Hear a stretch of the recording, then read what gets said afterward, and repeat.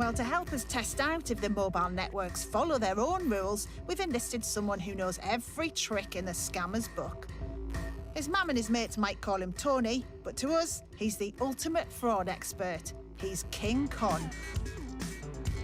Once one of the UK's most notorious fraudsters, these days he's on the right side of the law, helping businesses and government to fight fraud.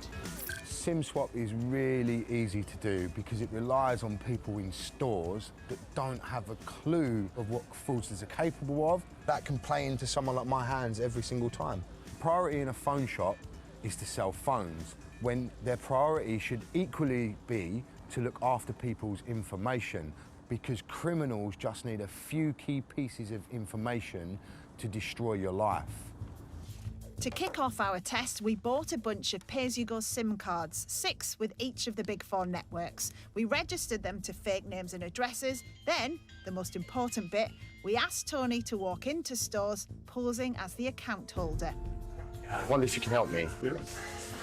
I lost my chip. Now, in case of awkward questions, he was armed with some basic details about our fake account holders, but crucially, he had no photo ID. Now, according to what phone companies told me, that should have been a deal breaker, and in some places, it was. Have you got ID on you? I've got no ID on me. You need a driving licence or passport. What sort of ID do I need?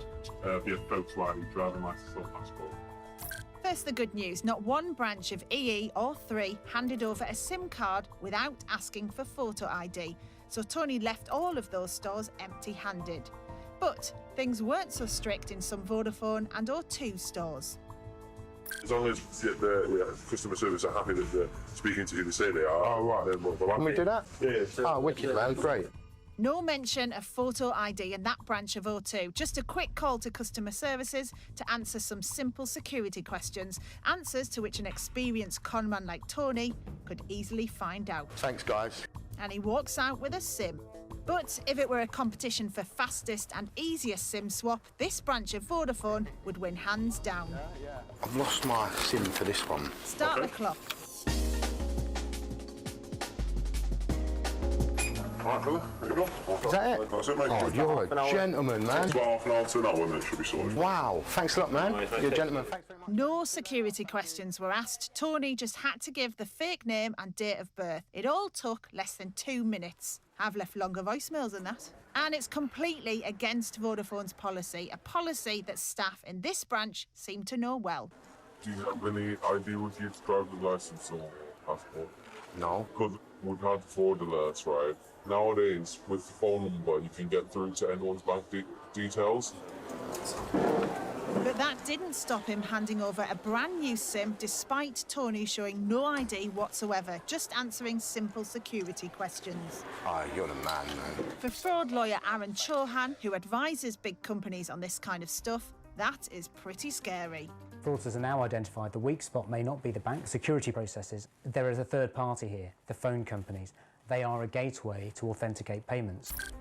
But in one O2 store, not only was there no need for photo ID, here he even failed the security questions. Unfortunately, he doesn't know what this one else. But a helping hand from another member of staff changes everything. I know little semi-dodgy ways of doing things. You've got this guy who I presume is a manager of some kind. Theoretically, no, he doesn't have security. We're all mates. Let's just play the system, get around it. We'll help you. And hey presto, a new SIM. That's just atrocious. It's really bad. Nice one. Sorry about it, being a bit of a pain early. That's right. That's not even the worst of it. A staggering 5 out of 6 O2 stores and 2 out of 6 Vodafone stores gave Tony a replacement SIM. That makes a total of 7 shops out of a possible 24. What we should have from this test is an expert trying 24 times and getting nothing. Sadly, we've got 7. So if these phone companies don't start to protect the customers, they're going to be the easy gateway to allow fraudsters to get away with quite a bit of money. O2 have got a lot to do. They've got to turn a juggernaut from looking at that. There is a very simple way the phone companies could protect customers, one that even King Con himself says would work. If they actually followed their own processes by taking ID off of every single customer that come in and using the scanners that are able to check the identification that are readily available to them, then this crime would decrease massively and lots of victims wouldn't lose their money.